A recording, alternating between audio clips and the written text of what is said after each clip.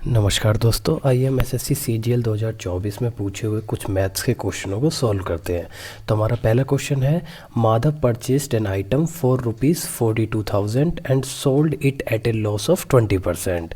With that amount he purchased another item and sold it at again 30%, एक gain of 30%। What is the overall gain, हमसे ये पूछा है। ठीक है, तो हमें दे रखा है शुरू में उसने कितने रुपए का खरीदा था, ₹42,000 का। ठीक है, तो अभी हम 42,000 को थोड़ी देर साइड रखते हैं और हम मानते हैं कि उसने 100 रुपये की कोई चीज़ खरीदी थी। अगर 100 रुपये की कोई चीज़ खरीदी थी तो हमें पहली कंडीशन दे रखी है कि उसने क्या करा, -20% यानी कि 20% का क्या है, लॉस सफ़र करा। अगर 20 रुपये का लॉस 100 रुपये पे सफ़र करा है तो अब उसकी वैल्यू कितनी बची, 80, यानी कि अब उसे 80 रुपये मिले। अब उस 80 रुपये को उसने ऐसी चीज़ में इन्वेस्ट करा जहाँ से उसे गेन हुआ 30% का। अगर इस पर 30% का गेन हुआ यानी कि 30%, तो 80 का 30% होता है +24 रुपये, 24। ठीक है, यानी कि अब उसके रुपए कितने हो गए, 104। यानी कि जब उसके पास शुरू में 100 रुपये थे, अब वो बढ़ के 4 रुपये हो गए, यानी कि ओवरऑल उसे 4% का क्या हुआ है, गेन हुआ है। ठीक है, अगर हमसे परसेंटेज पूछी जाती तो हम परसेंटेज में आंसर दे देते, लेकिन हमसे रुपीज़ में पूछा है। ठीक है, 4% का, 42,000 का 4% कितना होगा। ठीक है, 42,000 का 4% हमें ये निकालना है, सिंपल सा है। इसका 1% 420 रुपये होता है, तो 4% कितना हो जाएगा, 1680 रुपये। ठीक है, सिंपल सा सवाल है, हमने निकाल दिया। थर्ड ऑप्शन हमारा क्या हो गया, बिल्कुल करेक्ट हो गया। अगर परसेंटेज में ही आंसर पूछा होता हमसे कि परसेंटेज गेन कितना है, तो हम सीधा 4% में आंसर उसका दे सकते थे। ठीक है दोस्तों, तो यहाँ पे हमारा थर्ड ऑप्शन बिल्कुल करेक्ट है। चलिए दोस्तों, हम अपने नेक्स्ट क्वेश्चन की तरफ चलते हैं। हमारा नेक्स्ट क्वेश्चन है, what is the volume in centimetre cube of a cylinder if the radius of the cylinder is 8 centimetre and height is 14 centimetre. तो हमें यहाँ पे क्या दे रखा है, रेडियस दे रखी है, यानी कि आर की वैल्यू कितनी दे रखी है, 8 सेंटीमीटर दे रखी है, और हाइट की वैल्यू क्या दे रखी है हमें, 14 सेंटीमीटर। अब हमसे वॉल्यूम पूछा है। वॉल्यूम का फॉर्मूला क्या होता है सिलेंडर की वॉल्यूम का फॉर्मूला होता है πr² इंटू में h। ठीक है, पाई की वैल्यू हमें 22/7 दे रखी है, जैसा कि हमें इंस्ट्रक्शन यहाँ पे दे रखी है। ठीक है, r² हो गया यानी कि 8 इंटू में 8, और h की वैल्यू हमारी कितनी होगी, 14 सेंटीमीटर। ठीक है, वह इससे ये 2 टाइम्स गया, और ये हमारा बन गया कितना, ये हो गया हमारा 22 इंटू में 64 इंटू में 2। ठीक है, इसको अगर हम फर्दर सॉल्व करना चाहें, इसको हम 11 बनाते हैं और इसको 256। ठीक है, इसे सॉल्व करें तो सबसे पहले 6 लिखना है, 6 5, यहाँ से 11 बना, एक गया कॉमन, यहाँ से बचा 5 2 7 और 1 8, और यहाँ से आ गया 2 अकेला। ठीक है, तो ये हमारा इतना सेंटीमीटर क्यूब में क्या आ गया आंसर, यानी कि 2816। तो सेकंड ऑप्शन हमारा बिल्कुल करेक्ट है। ठीक है, सिंपल फार्मूला बेस्ड सवाल था, हमें फार्मूला पता हो तो हम ये वैल्यू आराम से निकाल सकते हैं। चलिए दोस्तों, अपने नेक्स्ट क्वेश्चन की तरफ बढ़ते हैं। हमारा नेक्स्ट क्वेश्चन है, 7 years ago Prachi was 4 times as old as her daughter was at that time. ठीक है, जितने उसकी बेटी थी उससे कितनी थी, 4 गुनी थी।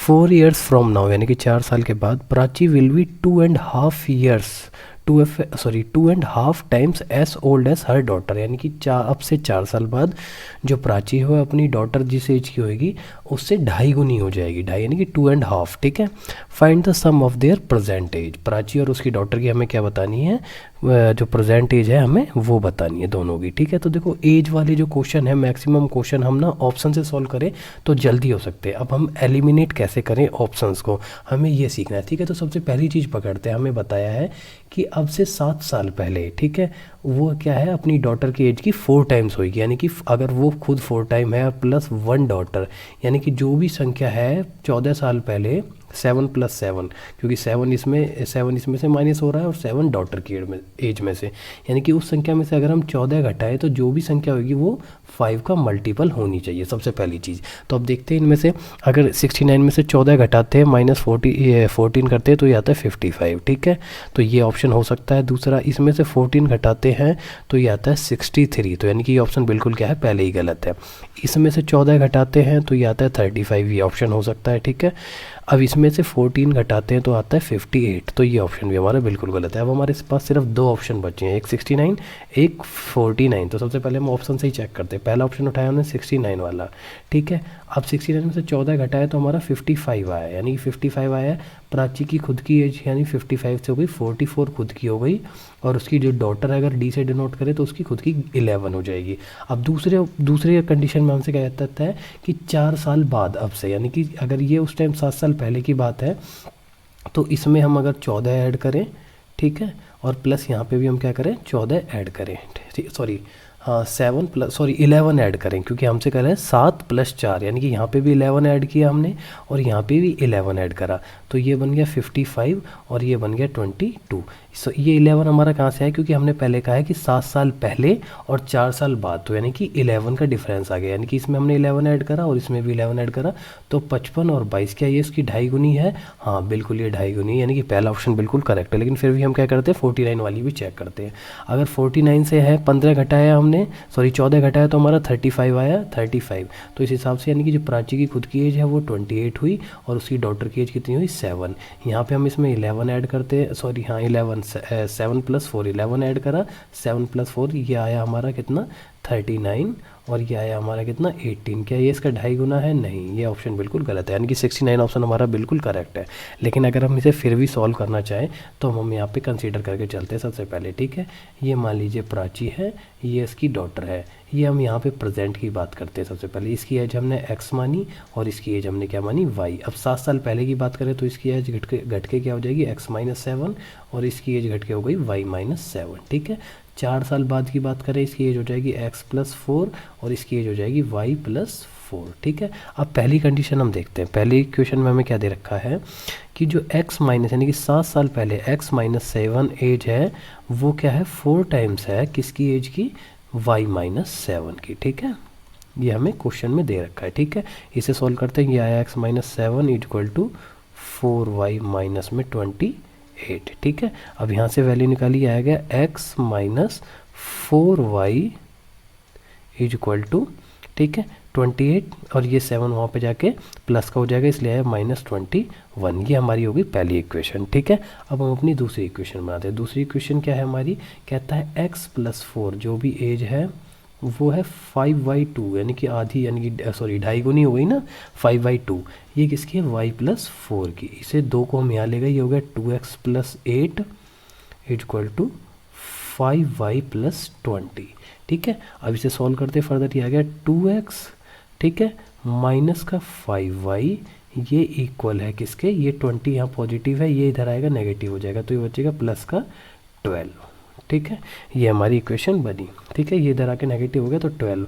अब इस इक्वेशन और इक्वेशन को सॉल्व करते हैं। इस पूरी इक्वेशन में हमने क्या करा, पूरी इक्वेशन में इसको 2x बनाने के लिए, यहाँ 2x था, 2x बनाने के लिए 2 का मल्टीप्लाई करा, तो ये हमारा आ गया 2x, ठीक है, माइनस का 8y, ठीक है, और 2 से मल्टीप्लाई करें माइनस का कितना हो गया 42, ठीक है।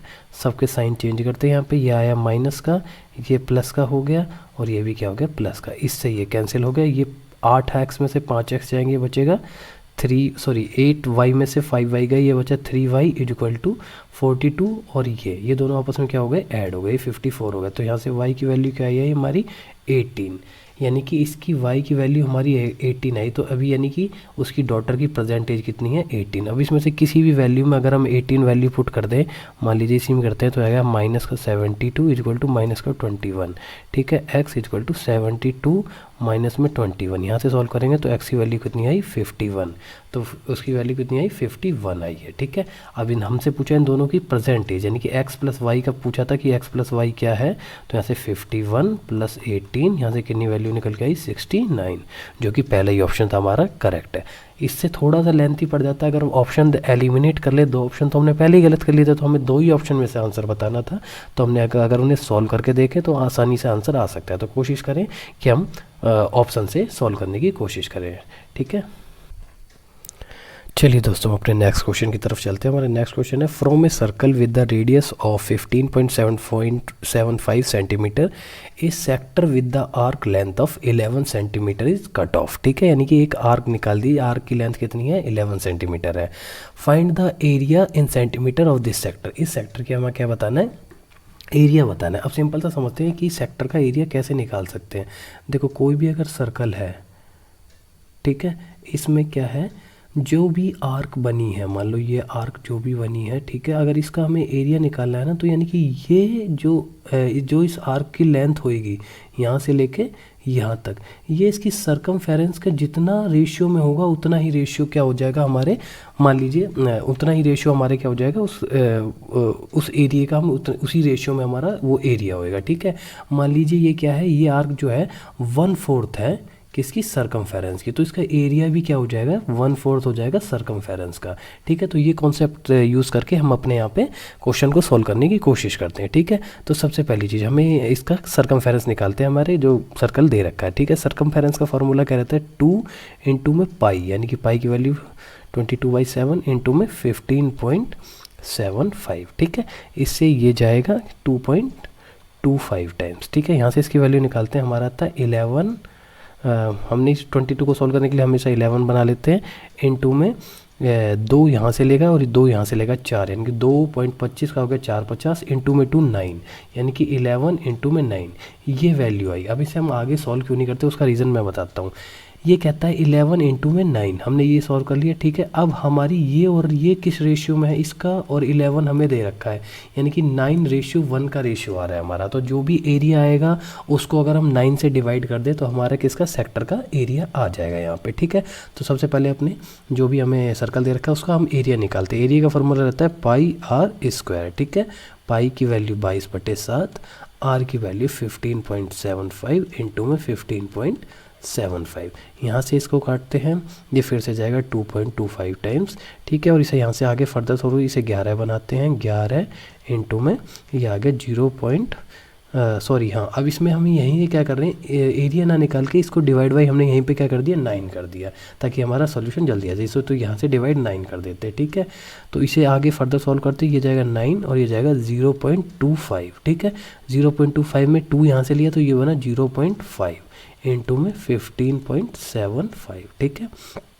9 हमने पूरा सॉल्व कर लिया, अब इसे आगे फर्दर सॉल्व करते हैं तो ये बना 11 इंटू में 7.875, इन दोनों का सॉल्यूशन निकालते हैं, ठीक है। अब 11 से किसी भी संख्या को गुणा करना आसान होता है, सबसे पहले 5 लिखो, 8 7, फिर यहाँ पे भी, ठीक है। सबसे पहले 5 लिखा, 7 5 12 की यहाँ पे 2 आ गई, 8 7 15 का 6 आ गया, ठीक है। 8 7 15 का फिर से 6 आ गया, ठीक है। 7 और प्लस में 1 जुड़ा 8, और 3 पॉइंट पे हमने क्या लगा दी, डेसिमल लगा ली, ये 86.625 सेंटीमीटर क्यूब स्क्वायर, ये क्या हो गया, एरिया हो गया। 9 से हमने क्या निकाला, या 9 से डिवाइड इसलिए करा क्योंकि हमने रेशियो निकाल लिया कि जो भी हमारा सेक्टर है वो 9th उसका जो लेंथ है उसकी 9th है सरकमफेरेंस है, ठीक है। तो इसीलिए हमने जो भी एरिया निकाला उसको 9 से डिवाइड कर दिया, तो हमारा क्या आ गया, सेक्टर का एरिया आ गया। यहाँ पे हमारा दूसरा ऑप्शन क्या हो गया, बिल्कुल करेक्ट हो गया।